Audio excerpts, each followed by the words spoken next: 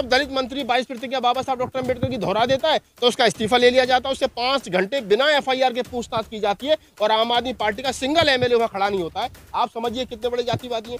और मैं तो अपील कर रहा हूँ, देश दिल्ली के तमाम लोगों से अपील कर रहा हूं कि बाबा साहब डॉक्टर अम्बेडकर के अगर आप सही माने में फॉलोवर हो, बाबा साहब डॉक्टर अम्बेडकर को सही माने में मानते हो, बाबा साहब डॉक्टर अम्बेडकर के 4-4 बच्चों की कुर्बानियों की वजह से अगर आप आज यहाँ खड़े हो, तो आपको कसम है अपने बच्चों की, किसी को वोट दे देना, लेकिन इस झाड़ू वाले को वोट मत देना। जिस झाड़ू वाले केजरीवाल ने बाबा साहब डॉक्टर अम्बेडकर का अपमान किया हो, जिसने बाबा साहब डॉक्टर अम्बेडकर की 22 प्रतिज्ञाओं का अपमान किया हो, जिसने हमारे समाज के मंत्री को अपमानित किया हो, और उसको वोट दोगे तुम? अरे मैं कहूँ खड्डे में डाल देना, नोटा पे डाल देना, लेकिन झाड़ू को वोट मत देना। अगर तुम झाड़ू को वोट दोगे तो शेड्यूल कास्ट के लोगों, अम्बेडकरवादी लोगों, समता प्रेमी लोगों, संविधान को मानने वाले लोगों, ये समझना कि तुम अपने आने वाले बच्चों के लिए खाई खोद रहे हो और बाबा साहब डॉक्टर अम्बेडकर के मिशन की हत्यारे तुम। दुर्गा के चंगुल से मैंने एक असुर को बचा लिया। राव का मतलब जीव होता है, ब्राह्मण नहीं। हमारे व्रत की तुम आखी आंख।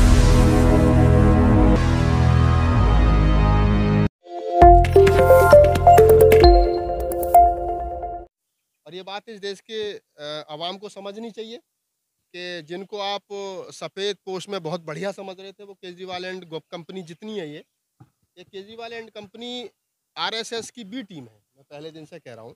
और ये जेल के अंदर हो या जेल के बाहर हो, ये हमेशा मुल्क को नुकसान ही पहुँचाएंगे, ये भी सबको पता होना चाहिए। दूसरी बात ये है ओमदेव जी कि वो जो मालिश करा रहे हैं, तो ये जेल जितनी है देश भर में, ये जेल देश के SC ST OBC और माइनॉरिटी के लिए जेल है। बाकी जितने सवर्ण समाज के लोग हैं, इनके लिए कोई जेल नहीं है। ये ऐसे ही घर और ऐसे ही जेल में। घर हो सकता है इनकी कोई मालिश ना करता हो, लेकिन जेल में इनकी मालिश हो रही है क्योंकि मिनिस्टर है, और मालिश भी करने वाला भी वही बढ़िया ही आदमी रेपिस्ट है।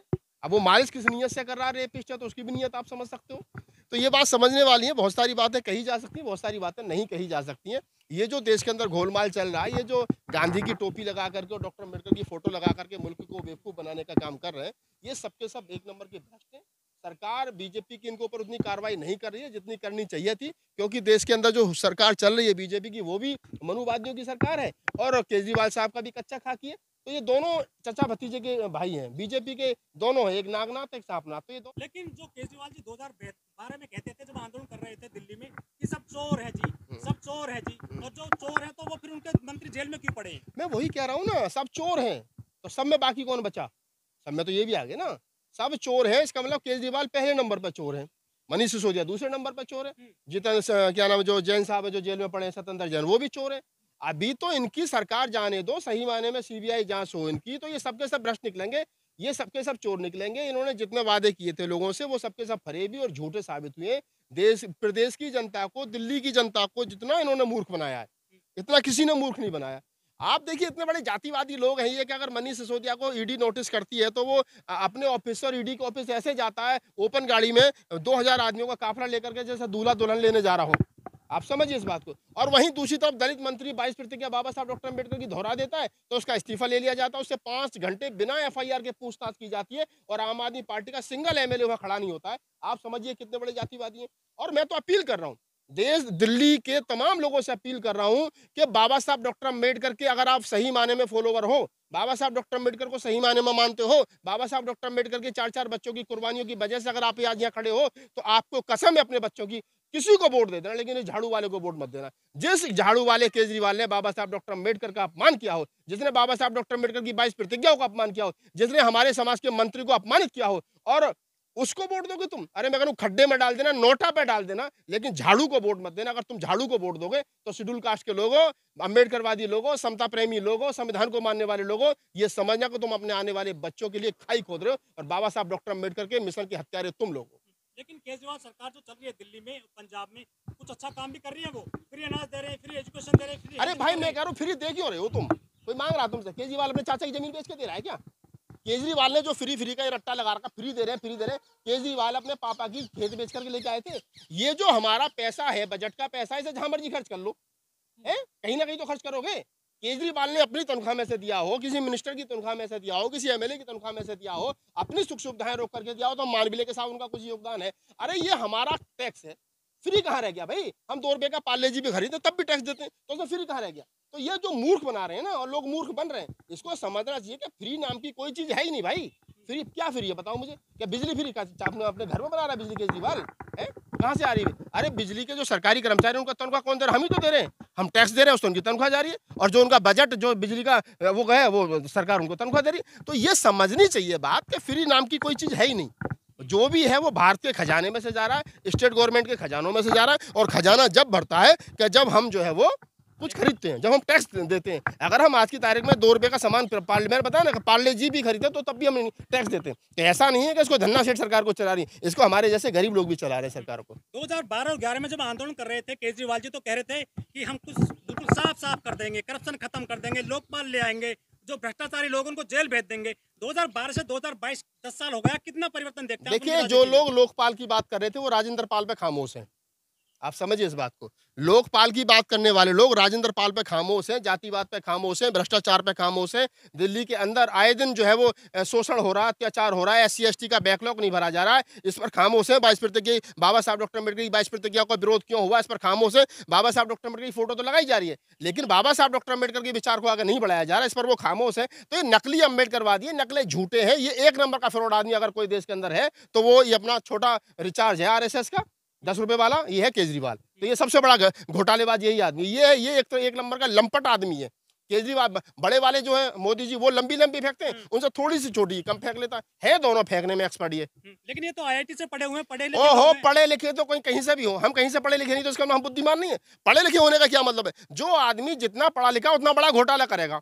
जिसको भाई जो 100 किलोमीटर की दौड़ लेता हो वो 100 किलोमीटर तक घोटाला करेगा, और जो बेचारा दौड़ता ही 5 किलोमीटर वो 5 किलोमीटर तक घोटाला करेगा। तो ये जितने पढ़े लिखे हैं ना, ये देखिए ना, पढ़ा लिखा आदमी अगर भ्रष्ट होगा तो ज्यादा भ्रष्ट होगा, क्योंकि वो बचने के ज्यादा रास्ता ढूंढ लेगा। और अगर अनपढ़ आदमी, गवार आदमी अगर भ्रष्ट भी होगा तो क्या बेईमानी करेगा? जा किसी के 100 रुपए लेकर नहीं देगा, जा किसी के 5 किलो आटे के पैसे नहीं देगा, वो कौन सा तुम्हारे बजट को बहुत तगड़ा नुकसान पहुंचा है। लेकिन ये जो पढ़े लिखे लोग हैं, जो हम IIT से आए, और कोई कहीं खड़गपुर से आए, कोई लड़कपुर से आए, कोई लुढ़कपुर से आए, ये जितने पुर से आए सबके सब बेड़ा गर्क कर रहे हैं देश का।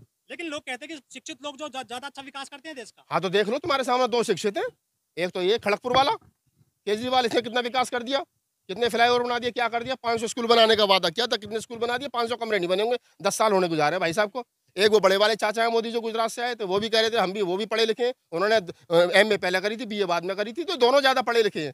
तो इन पर क्या बात करनी है? मैं तो सर इनके जो स्कूल चल रहे हैं दिल्ली में, उनका चर्चा पूरी दुनिया में हो रहा है, विदेशी अखबार में फोटो छपते हैं इनके स्कूलों के। हाँ तो फोटो तो कोई भी छपवा दो, मैं तुम्हारी छपवा दूं विदेशी अखबार में, कौन सी बात होगी? छोटो फोटो तो हमारे उस चंद्रशेखर की छप गई थी मैगजीन में, कौन सी टाइम्स मैगजीन आती है, कौन सी आती है?